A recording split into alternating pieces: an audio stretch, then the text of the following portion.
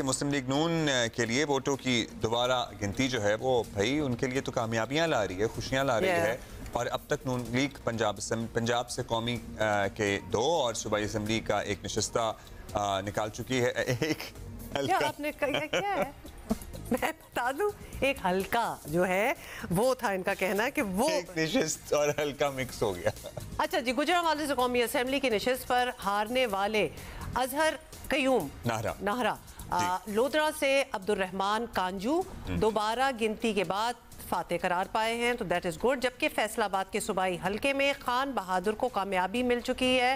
तहरीक इंसाफ को लगता है दोबारा गिनती के नाम पर नून लीग अपनी सीटें बढ़ाना चाहती है। देख लें, हर रोज हमारी सीटें छीन रहे हैं। कल एक और इन्होंने मारा कसर कर लिया, वो जो बन गया वो भी आएगा। पहले 7,500 से हारा हुआ था, अब अचानक 3,500 से जीत गया। क्या निजाम है, बल्ले बल्ले। ये रिकाउंटिंग के नाम पे दरखास्त इलेक्शन कमीशन मखसूस हल्कों में अलाउ कर रही है हमारे खिलाफ।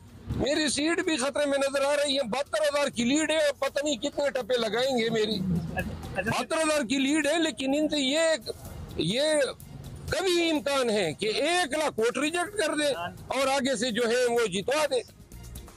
रिकाउंटिंग का फ़ायदा बेशक मुस्लिम लीग नून को हुआ है, लेकिन इंतखाबी नताइज की तब्दीली बता रही है कि इलेक्शन के पूरे अमल में कमज़ोरियाँ कोताहियाँ थीं। अब ये फ़ायदा किसी को भी हो सकता था, लेकिन पहले क्या हो रहा था ये भी तो सवाल है ना।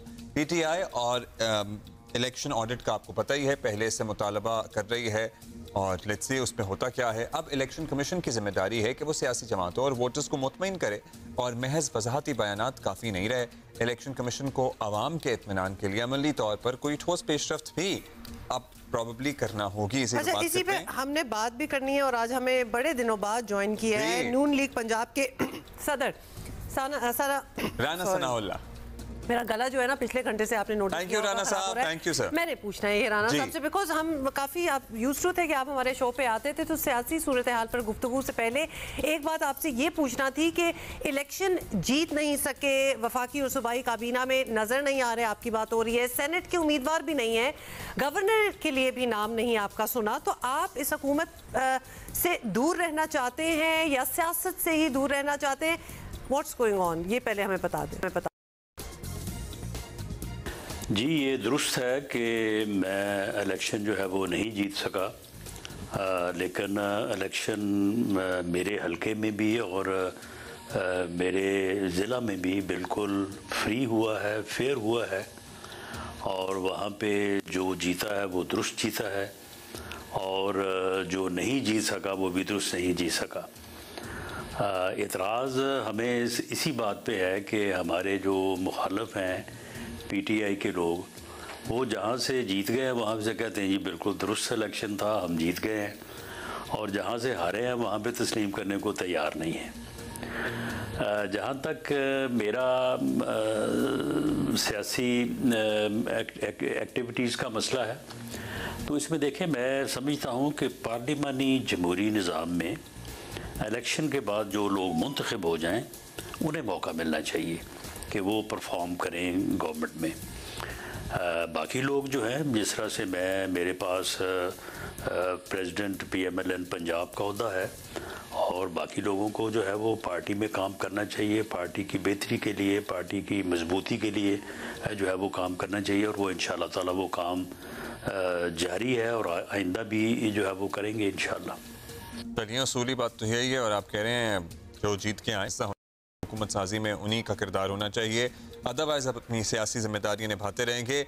अब ज़रा PTI के इल्ज़ामात की बात कर लेते हैं। राना साहब, वो कहते हैं कि रिकाउंटिंग के ज़रिए मुस्लिम लीग नून को सीटें दिलवाई जा रही हैं। अब ये भी हमारे सामने है कि नताइज तो चेंज हो रहे हैं ना बाद में, कुछ में आपको फ़ायदा भी हुआ है। इससे मजमूई अमल पर सवाल उठता है। PTI बात करती है, पहले से बात करती है इलेक्शन के मुकम्मल ऑडिट की, तो क्या ख्याल है, करा लिया जाए इलेक्शन का मुकम्मल ऑडिट? हो सकता है आप ही की सीटें बढ़ जाएं। ये हमारे जो दोस्त इस वक्त बहुत ज़्यादा आज़ुर्दा हैं और बहुत ज़्यादा शोर मचा रहे हैं, ये 2018 में यही शोर हम मचा रहे थे, और हमारी जगह पे ये बैठे थे। हम भी तकरीबन 3.25 साल जो है वो ये कहते रहे कि जी इलेक्शन जो है वो इस्लाहात कर लें, इलेक्शन कमीशन को जो है वो बाइख्तियार बना दें, इस मामले में जो है वो ऑडिट करवा दें। पार्लिमानी कमीशन एक बनाया गया था, उसका मैं भी मेंबर था, तो हमने कहा कि जी इस कमीशन को जो है वो काम करने दें।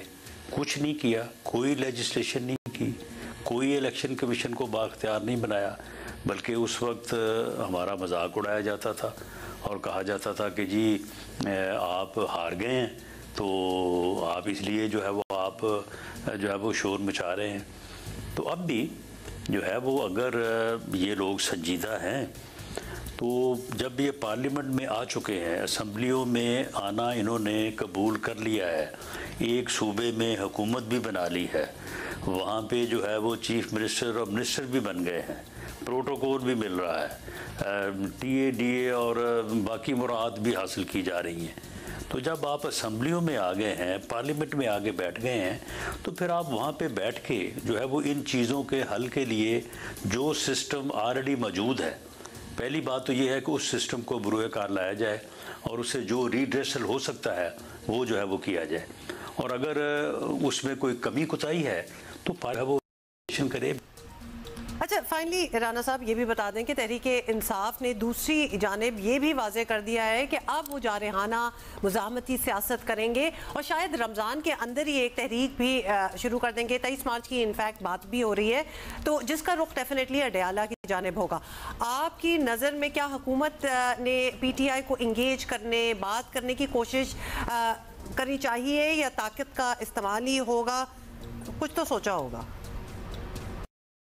देखें, ये फैसला तो खैर हुकूमत ने करना है, बाकी एक सियासी कारकुन के तौर पे बिल्कुल मेरी ये राय होगी और पार्टी में भी ये बात की जाएगी कि बिल्कुल अपोजिशन को इंगेज करना चाहिए, अपोजिशन के साथ जो है वो गुफ्तगू होनी चाहिए। हमारा तो ये कभी भी सियासी एजेंडा या सियासी सोच नहीं रही कि हमने किसी से बात नहीं करनी।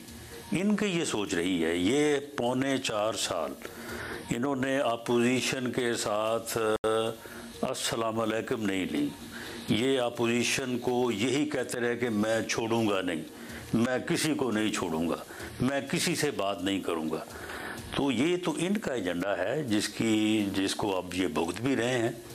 हमारी ये सोच नहीं है, हमें बिल्कुल अपोजिशन को एंगेज करना चाहिए, उनके साथ बैठ के बात करनी चाहिए। शुक्रिया साहब।